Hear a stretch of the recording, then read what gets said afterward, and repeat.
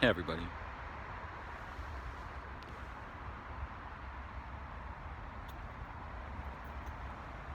Welcome.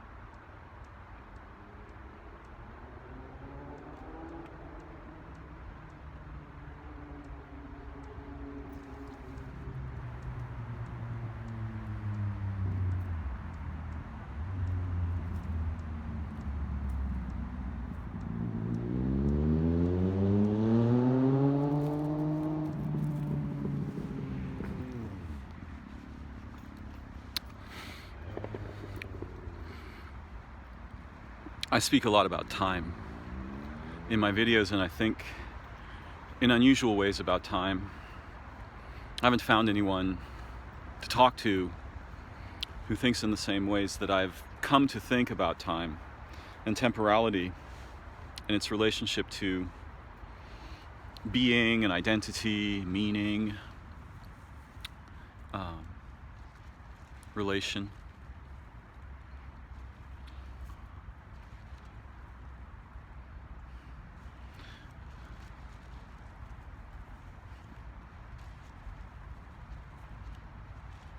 What you saw a moment ago was the meeting of two reasonably distinct temporal universes. The temporality of a human, me, this actual human, this specific human, and that bird. What a bird we call a scrub jay.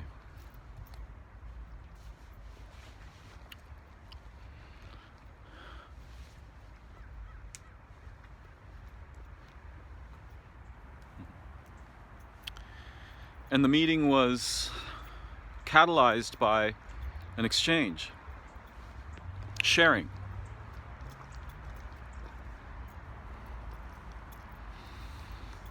And sharing is a language that's understood everywhere, in all corners of the universe, in all modes of time-space. Anywhere there are beings, organisms, or entities that have awareness of any kind, sharing is understood. Though plants don't speak English, it's possible for them to ask a human being for water. The human may be, or to stop watering them as well. They have too much. The human being may or may not be sensitive enough to receive the signals or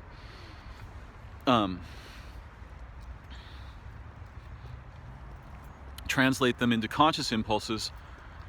But something gets the human to water the plant, even whether, we might say, well, for most humans, it's just habit, right? You water the plant on a schedule. Every X often, you water the plant.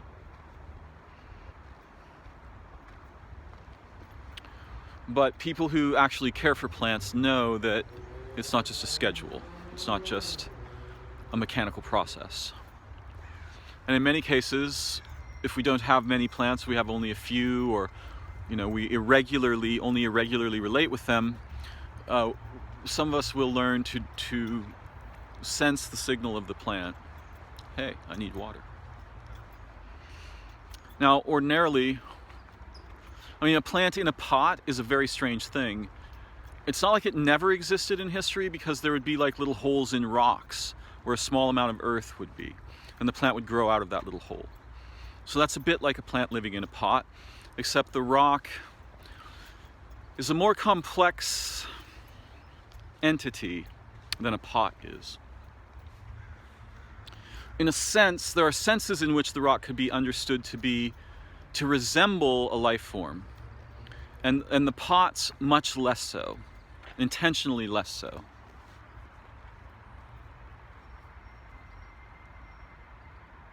The little moth is a universe of time.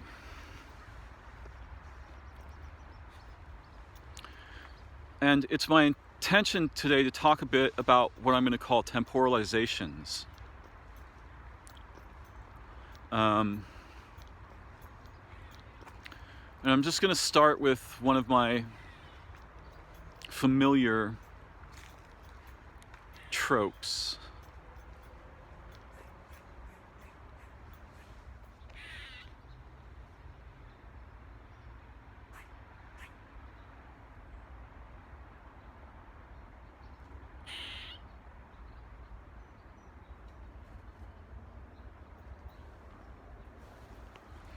Squirrel's evening sundown song. See, the squirrel and I are in a shared domain of temporality, the world. For both of us, the sun is going down now. The meaning for each of us is quite unique because the temporality of the squirrel is very different from my temporality. There are shared transports of temporalization and temporal experience. And there are also aspects of temporality and temporalization that are entirely unique to me and entirely unique to the squirrel. What do I mean by entirely unique? I mean that for the intents and purposes of my concern, we are in different universes. Just as literally as if we were actually not in the same galaxy, solar system, on the same planet, etc. Literally, we are in different universes. And how can that be so? Well,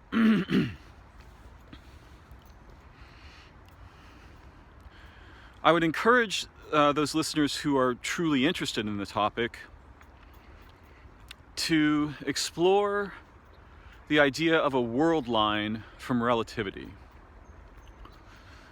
Each, what we might call an observer, but that's the sort of classical physics language. Let's use the term experiencer. Each experiencer exists in a temporal continuum and a spatial continuum that belongs only to them. It's impossible for any two beings to experience the same signal simultaneously, partly because, in terms of time, they're in unique universes. They can share things between those universes, but not simultaneously. And part of the reason is spatial, and part of it's temporal. Each of them inhabit, if you imagine, okay, let's do an imagination experiment. Imagine the space occupied by your parents before you were born, spinning around on the Earth, right? So imagine that space is actually going, around, and on the surface of the Earth they are moving, right? So the space is going around and it's moving, right? It's making a very strange little tunnel, if you will, in time-space. Then your parents meet, they have sex. Your father's sperm, one of your father's sperms, reaches the ovum in your mother, the fertile ovum, and those two world lines collapse into one. That cell begins to divide.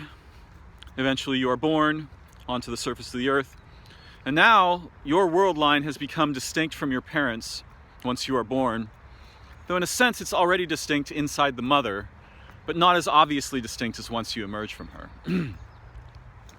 So now you're spinning around on the Earth, orbiting the sun, moving around in the galaxy's moving around in the universe, and your little tunnel that you're making in your lifetime, which changes its shape as you grow, right? You become a child, you become a teenager, you become a young adult, you become an adult, and so your size and the features of the contours of your body are shifting and changing over time, changing the shape of the tunnel you're making.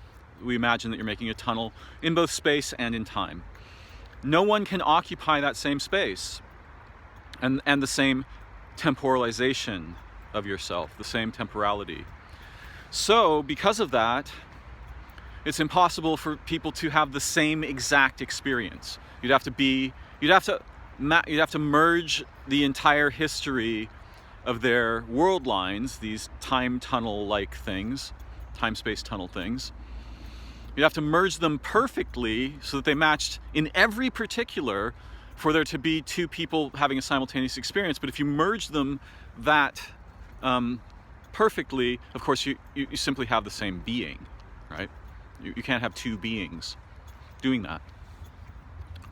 So if you examine the idea of world lines, it becomes apparent there's something that we neglected to transfer from relativity to the way that we think about identity and being and meaning and relationships, which is that each organism is a unique universe of time. No other organism not only has the experience of time, it's not a possession. It's not merely a possession. That's common language in English, but it's more than that. It's that the being is forming time. The being, by traveling in time-space and relating with its environment and all the other beings in all of time and all of space, the future as well, that being is making time. Because without relation, there's no time. Time can be understood to be at least partly synonymous with relation, unless we mean it only in the most abstract sense, the sense of a machine measuring ticks, right? And that machine cannot properly be said to be in relation with anything alive. It can be properly said to be in physical relation with other objects, I suppose. So, each of the organisms that we could distinguish is a unique universe of time.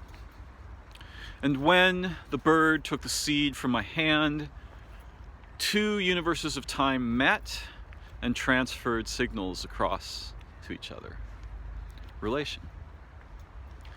In this case, catalyzed by sharing.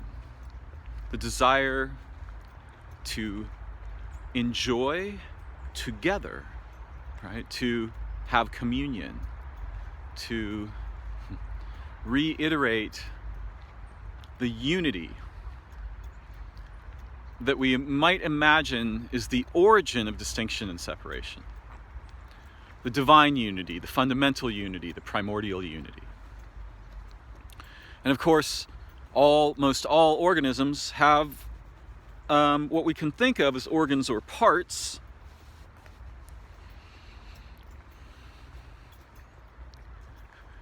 that compose a unity in an ongoing way in time, in a way that music is the oral analogy of, right? Music is a way of emulating what's going on in an organism. I am breathing, my heartbeat, my voice, there's music. The metabolism of a single cell, the metabolism of my liver, the metabolism of my brain, the metabolism of my entire body, the metabolism of my body in this environment with these other organisms, how we affect each other, signal transference here, harmony and disharmony, harmony and tonality and atonality, all these things are analogies of physical relationships of organisms in time-space.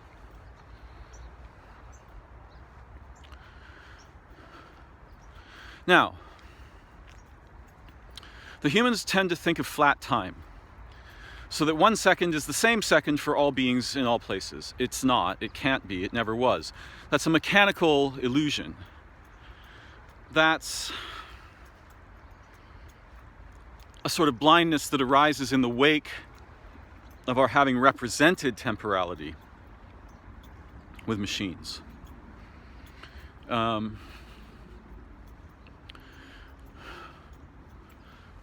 It's the shadow of the abstraction of time in our consciousness, in our thought, in our cognition. Each second is a unique second for every human that experiences a second, and the duration, while mechanically the same, is not experientially the same. Which one matters? Well, for beings, experience matters.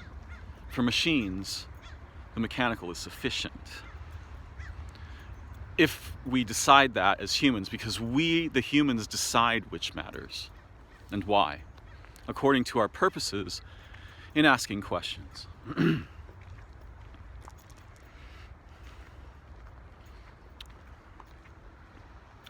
Now, as I often say, a single year on Earth is about half as much time as we would ordinarily think to ascribe to the age of the universe. How could that be true? And I mean this only at the human scale. I'll explain what I mean. So at the human order of temporality, 1 year on Earth is about half as much time as it took the universe to develop in flat time.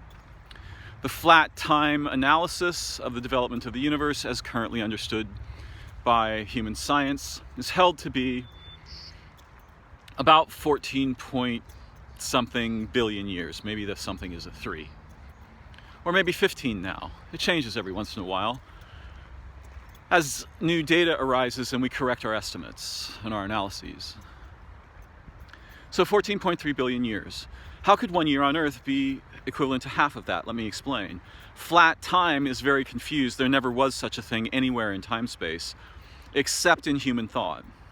What's actually going on is that there are 7.8 billion human beings, each experiencing one unique year in their own individual world line, and in the shared context of the Earth, both, not just one of those, so that what you have is actually much more time, vastly more time than the history of the universe, because you have 7.8 billion human life years, individual life years, but then you have all the relationships between each one of those humans, and then you have all the relationships between each one of those humans and all the other things that they can relate with, all the other organisms, including the organisms they're comprised of.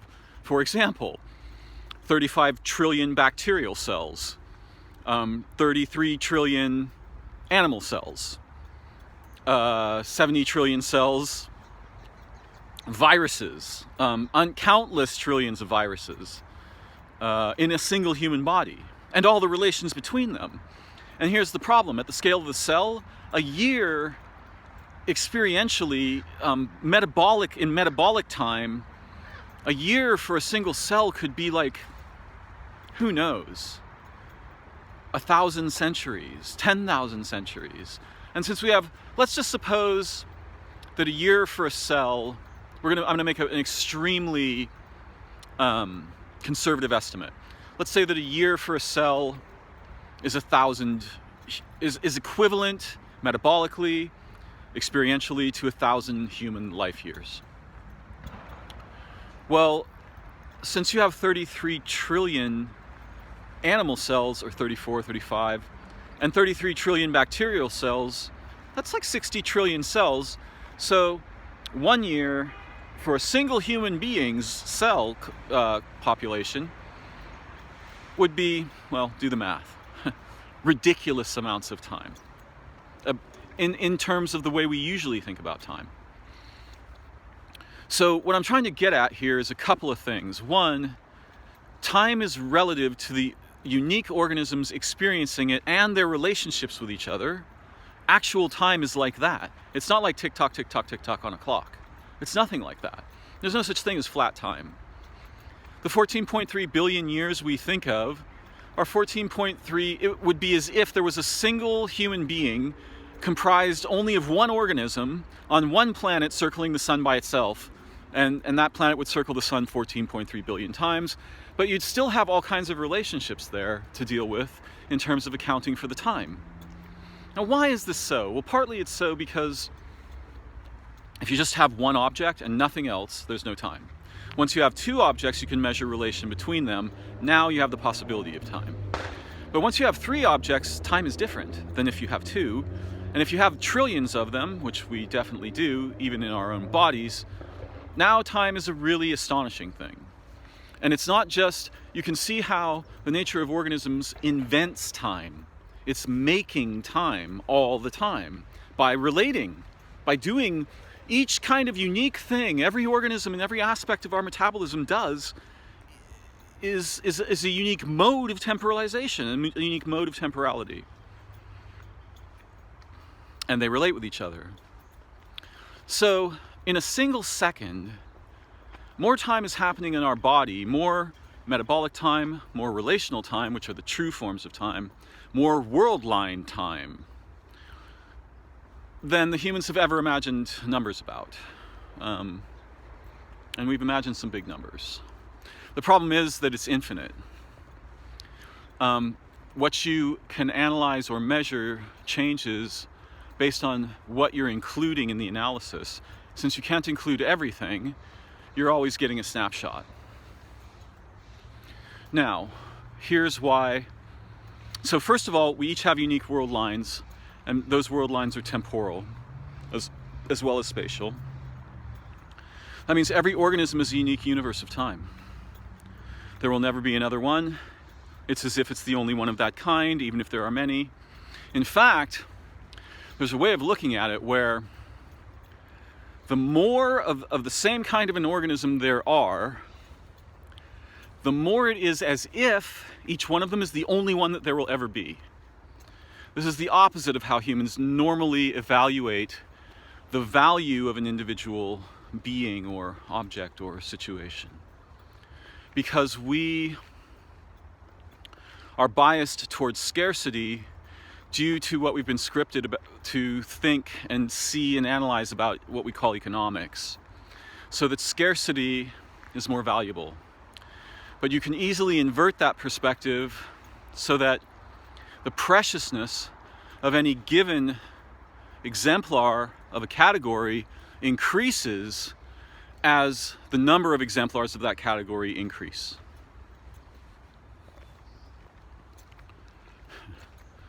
In fact, it's not unlikely that if there are divine beings, that's the kind of economics they use. Or at least they're capable of both kinds, let's put it that way. And others. There are others, many others. So that's the introduction. Now here's what I want to talk about now that we've got some groundwork laid out. That's interesting. Somebody set up an actual chair here. Huh. Well, I mean, it's a portable, collapsible chair, but it's a chair.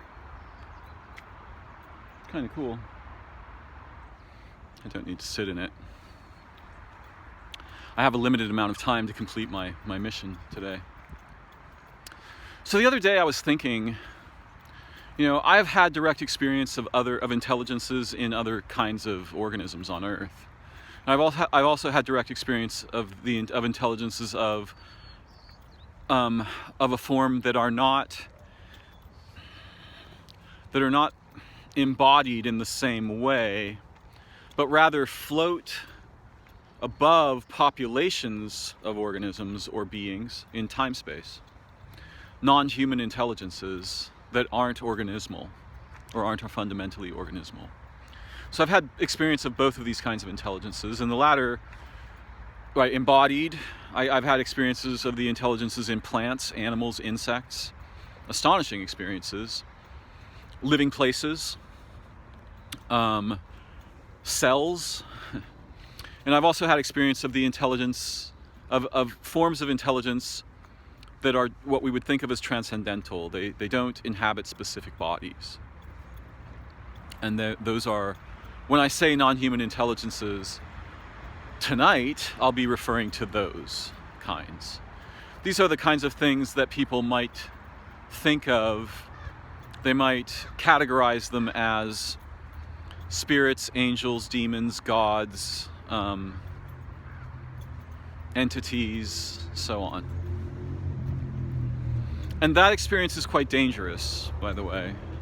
However, it's also perhaps a necessary component of the nature of our own awareness and minds. But that's a topic for another time. No pun intended. I'm going to talk primarily today about the experience of intelligence in other organisms that we can directly encounter, and so have complete faith in the existence of. For example, the intelligence of the bird in the beginning of the video.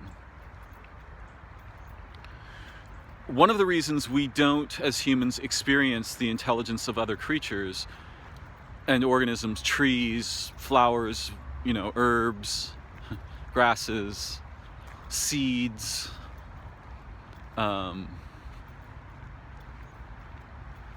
insects, animals, fishes, amphibians, all the different classes of life on Earth, is that the temporalization of their consciousness is radically different from our own. In other words, metabolically, a moment for a salamander, a minute or 10 seconds for a salamander, is a radically different amount of time and a different kind of time than 10 seconds for a human being.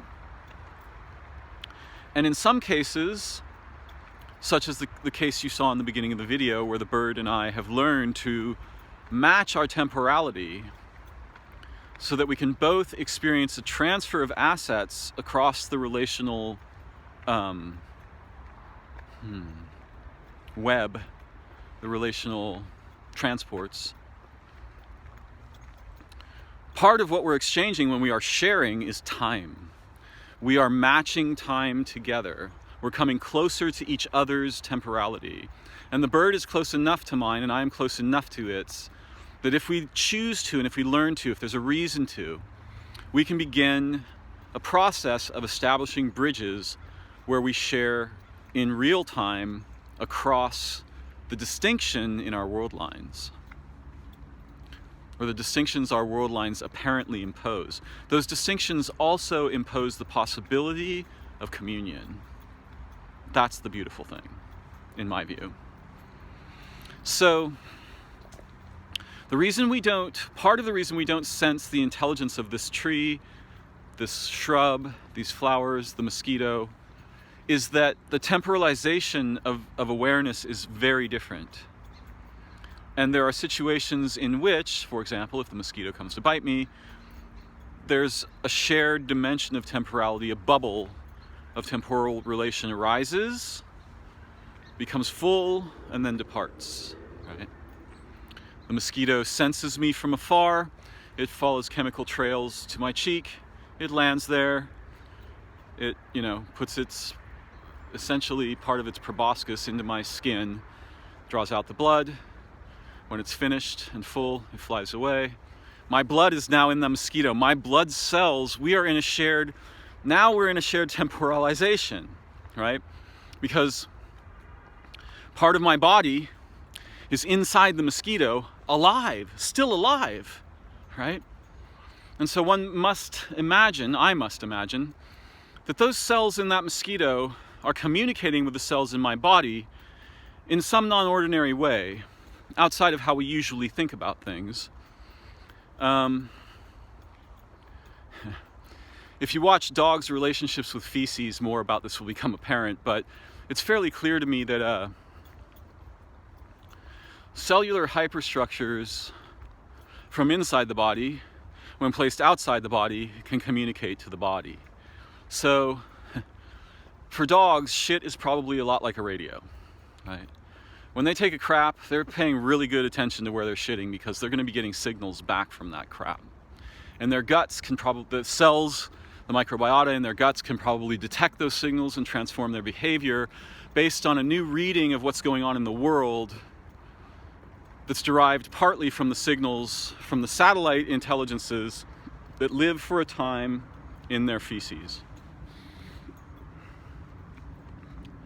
And it's possible that signals continue beyond the event horizon of death. Likely, I would say. But they take a different form, one that we're not used to sensing or translating into conscious awareness. So, much of the reason that we don't immediately sense the intelligence of other kinds of beings is that the temporality of those minds differs both in, not just singularly in form, in many of its formal characteristics, its form characters, and also its speeds, its rate characters, its tempos, its cadences, and in its structure of many layers, because there's always many, many layers of temporality, metabolically, relationally, cognitively, in awareness, in consciousness. It's like a very sophisticated meta clock, the thing a clock is a derivation of, right? There are many layers, they synchronize in a way that's pseudo-symphonic, and if we don't synchronize in the same way they do, we don't detect them. And so one of the things that happens when we have pets, for example, is that we begin to share. There are animals that can share temporality, that are close enough to our temporality that we can sense their intelligence directly, right? Dogs and cats are great common examples. So too are mice and rats, weasels, ferrets, crows, ravens, magpies, blue jays. The list is gigantic, raccoons. But there are specific animals that are very close to the temporalization that's common to most humans, many humans. These are animals like orangutans or gorillas, whales, dolphins, horses, elephants. And so these creatures, elephants have about the same longevity as we do. Maybe they even live a bit longer, I'm not sure. So too do parrots, right? Unusually, or unexpectedly. So there are creatures with whom we can merge temporalities enough to detect some degree of intelligence in them, often a very deep degree, even though at different forms of intelligence than those that are usually familiar to us, unless we begin to pay very close attention. If we begin to pay very close attention, then something magical happens, particularly if that attention involves what we call love. Then something magical happens. Now we form a bubble of shared temporalization in which we both have satellite intelligences that extend the nature of our awareness, our consciousness, our intelligence, in a way that our physical material satellites in space are an analogy of, our derivation of this, right? So now we begin to merge minds with the animal, the living place, the tree, the lizard, the housefly even is possible. Believe me, it's possible. Well, I've experienced it for sure. I know many other people have too. It's quite uncommon, but it does happen. The problem is that the relationship we are likely to have with something like a housefly, it has certain kinds of limitations. They're not as concrete as we imagine, but a housefly has a very brief lifespan. So time for a housefly is a very different thing than it will be for a human. And the nature of a housefly's awareness is oriented in certain ways for certain, what we might think of as purposes or functions, that a human's is not. Nonetheless, they can have a very deep, if momentary, relationship. An insect that's much more likely to provocatively share intelligence with a human is something like a wasp. Though again, a wasp, the nature of the way a wasp is in the world is not particularly amenable to long relationships with a single human being. But a creature like a praying mantis's mind, that creature's intelligence is amenable to deep communion with human intelligence. So most of the reason that we don't experience this whole living place and all of these organisms immediately, rat, as intelligence that we can sense and directly relate with and communicate with, is primarily because the temporalizations are different. And in order to touch the intelligence of this beautiful plant here, right, there are some precursors that are necessary. Domains of mutual interest. A way to create a bubble of shared intelligence beyond the plant and beyond me that we can both inhabit. Shared cadence, shared tempo. We have to match tempo with, at least partly, we have to have, an aspect of us has to be able to partly match tempo with the other organism, so that we create a domain of shared temporalization. Now we're in relation. Now, of course, we're in relation already.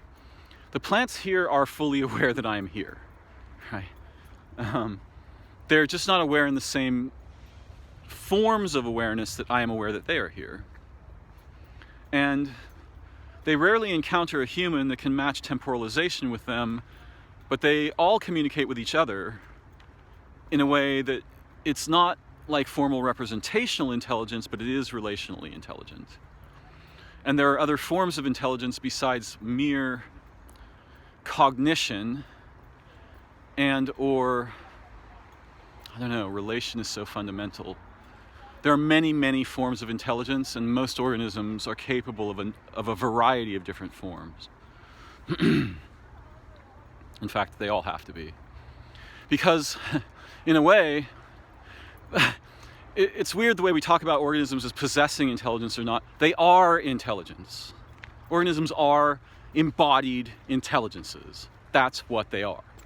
I mean, it's not the only way to think of them, but without thinking, if we're not capable of thinking of them in that way, we're missing most of what's going on. That's a crucially important way to understand the nature of living beings. And not just living beings. There's something about stones and soil and mountains and living places that in characters the actual organisms that inhabit them. So there's a relationship there that's quite profound.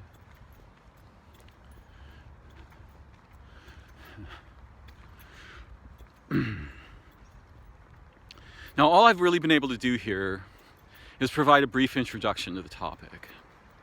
But I just want to recap a couple brief things.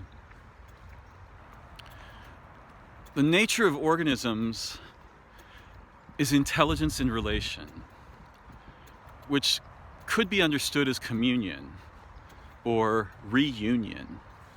The coming back together of beings that were somehow separately, distinctly embodied, and the music, the symphonic layers of their reunion over time, in time and space. The reason we don't ordinarily detect the intelligence of other organisms is partly because its form is unfamiliar to us, and that's partly because our purposes in looking are not rich and profound enough. They're not broad enough. And also, often when we are looking, we are only looking for a very brief time. If we find no evidence, we move on. Concentrated long-term awareness begins to reveal the intelligence of plants, animals, living places. This is partly why it's much easier to understand that a plant is intelligently relating with its environment and other organisms if we do time-lapse photography. Right? Now we have visually the long view. When we can detect and relate with the intelligence of other organisms, it's partly because there's a shared bubble where we're reaching toward their temporality and they're reaching toward our temporality. And we're doing this often because we want to share, as in the beginning of the video, or with a dog or cat or other pet or even a plant in our house, or there's some other imperative that draws us into intimacy. And intimacy is one of the ways to think about the quality or the behavior that reveals the intelligences around and within our own bodies. There are hundreds of thousands of different kinds of intelligences inside our own bodies. Our mind can communicate with those intelligences. Our cells are unimaginably evolved intelligences. They're older than our ideas of the universe by many factors, not like by twice or 3 times or 10 times, by millions of times. They've been in relation with each other in the world. If they've been alive for 10 years, they've been in relation with ourselves in the world for more time than we've ever thought about as human beings.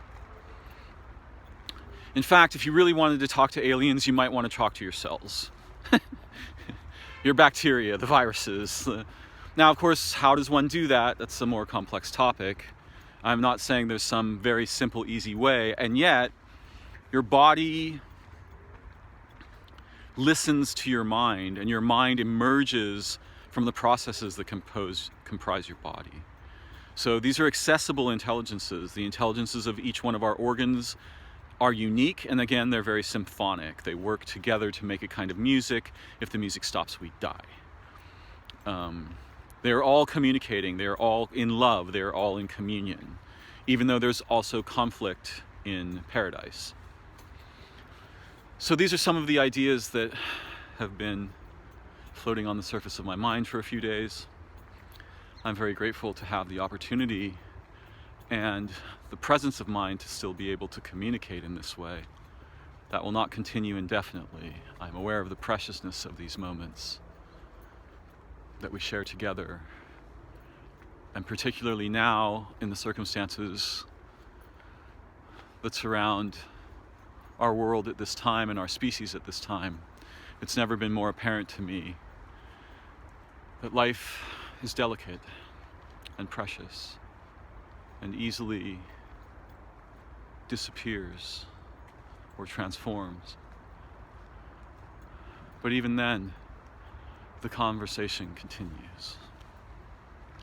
I look forward to learning and exploring again together very soon. Thank you for joining me. Bye-bye for now.